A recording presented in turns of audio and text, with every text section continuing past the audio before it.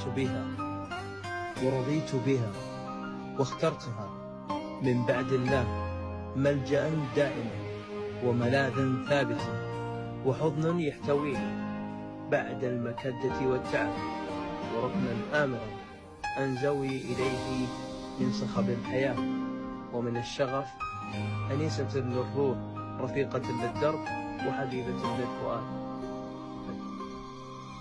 هنيئا لمن أصبحت من نصيبه حبيبة أبيها وقرة عين أمها، أثيرة السعد ووجه الخير من انتقاها لتصبح رفيقة لدربه ومؤنسة لقلبه.